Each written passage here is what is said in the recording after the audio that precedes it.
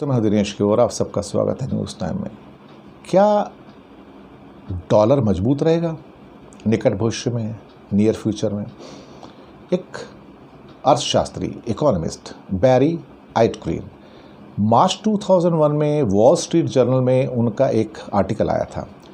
उन्होंने कहा था कि डॉलर का एज ख़त्म हो रहा है और मेरा मानना है कि 10 वर्षों में हम एक ऐसी दुनिया की ओर आगे चले जाएंगे जहां बहुत सारी करेंसी में आपस में कंपटीशन होगा। और अब 10 साल हो गए हैं, 2021 का 2022 आ गया। उनकी एक बुक आई थी exorbitant privilege the rise and fall of dollar, भी उसी साल आई। उन्होंने इस पर बहुत कुछ लिखा था, लेकिन एक्चुअली वैसा हुआ नहीं जैसे उन्होंने लिखा। डॉलर मजबूत था, आज भी मजबूत है। लोग कहते रहे कि हाँ डॉलर ख़त्म हो जाएगा, लेकिन हुआ नहीं। हाँ, थोड़ी ही डॉलर की हिस्सेदारी कम हो गई, कुछ और करेंसीज पॉपुलर हो गई, जैसे कि यूरो पॉपुलर हो गई, या ब्रिटिश पाउंड स्टर्लिंग चलता ही रहा, येन चलता रहा, Singapore, Australian dollar, Canadian dollar भी चलते रहे, उनको इंटरनेशनली एक्सेप्ट किया जाने लगा। लेकिन दो जो करेंसी थी सबसे प्रमुख थी, वो यूरो एंड डॉलर चलते रहे। अब सवाल उठाया जा रहा है कि आने वाले सालों में डॉलर की स्थिति क्या होगी। रशिया पर तो सैंक्शन लग गई, तो अब इकोनॉमिक आइसोलेशन तो हो रहा है ना, देखा जाए तो इसके कारण जो उनका $300 बिलियन का जो फॉरेन एक्सचेंज का भंडार था वो भी रोक दिया गया। अब समस्या है कि जो व्यक्ति विदेशी मुद्रा भंडार रखता है, फॉरेन एक्सचेंज रखता है, अब उनको उसके अंदर हिट्रोजेनिटी लानी पड़ेगी। एक तरह से कहा जाए कि विविधता लानी पड़ेगी, यानी कि कई किस्म से आपको करेंसी रखनी पड़ेगी। चीन के नज़रिए से देखा जाए तो ये ज़रूरत अभी उनको करनी पड़ेगी। अब उनके पास 1 लाख करोड़ रुपए के अधिक के मूल्य के अमेरिकन बॉन्ड हैं। अब ये मतलब almost $1 trillion, billions and billions of dollars के। अब चाइना भी ट्राई कर रहा है कि एक अल्टरनेट कोई पेमेंट मैकेनिज़्म डेवलप हो जाए, लेकिन मुसीबत ये कि डॉलर के सामने कोई कुछ चल नहीं पाता। जब आप कहीं भी बाहर जाते हो, कुछ करते हो, कंपनी हो, इंडिविजुअल हो, तो आपको पहले डॉलर चाहिए होता है, बिकॉज यू ट्रस्ट डॉलर। अब सबसे बड़ी दिक्कत ये है कि जो बाकी जो करेंसीज हैं पूरी तरह से कन्वर्टिबल नहीं है। आज मैं चाइना की करेंसी को बाहर लेके जाऊँ तो मुझे भरोसा नहीं कि if I go to counter that will be converted और not. That is the problem. If I carry the rouble of Russia, then it is just a piece of paper. Nobody is going to accept it because they don't know whether it can be encashed or not.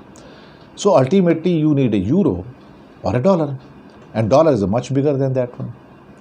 अब चीन business की दृष्टि से तो बड़ा मुल्क है और कई देशों को कर्जा भी दिया उसने, और कुछ कर्ज का हिस्सा चीनी मुद्रा में भी रखा है। लेकिन रेनमिनबी जो उनकी जो बेसिकली युआन रेनमिनबी कहते हैं, जो उनकी करेंसी है, और अगर उसको कोई एक्सेप्टेंस मिल भी जाती है तो भी ये पता नहीं कि वो कहाँ तक एक्सेप्टेबल हो सकती है। अगर कोई चैलेंज किसी को डॉलर को दे सकता तो मैं समझता हूँ सिर्फ यूरो है और कुछ नहीं है। वो इसलिए है कि यूरो बहुत सारे कंट्रीज़ की एक ही करेंसी है, कॉमन करेंसी है, और यूरो रेनमिनबी जो चाइना की है उससे बहुत ज़्यादा पॉपुलर भी है, एक्सेप्टेबल भी दुनिया में, हर जगह यूरो चल जाता है। लेकिन euro is not a danger to American dollar, nor the dollar is a kind of danger to the euro. Both are एक तरह से कंपेटिबल है एक दूसरे के। अब जो वर्ल्ड का जो रिज़र्व है डॉलर का 1999 से उसकी जो हिस्सेदारी है 20% है। तो यूरो को जहाँ आकार के मामले में बढ़त हासिल है, क्योंकि इतने बहुत सारे कंट्री है वहाँ पे, तो यूरो को अपनाने के मामले में पहले डॉश मार्क, जो कि जब जर्मनी की जो करेंसी थी, डॉलर के बाद सबसे बड़ी भागीदार थी, जो कि रिज़र्व करेंसी में रहता था, लेकिन बाद में उसकी हिस्सेदारी कम हो गई, लेकिन अभी वो यूरो का हिस्सा है।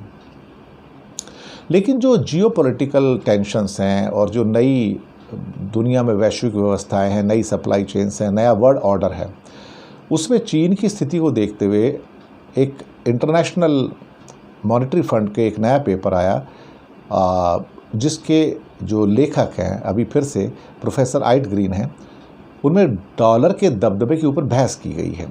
The stealth erosion of dollar dominance, active diversifiers and the rise of non traditional reserve currencies. इस बात को कहा गया है कि मुद्रा रिजर्व में 99 से लेकर डॉलर की हिस्सेदारी 71% से घटकर 59% रह गई है।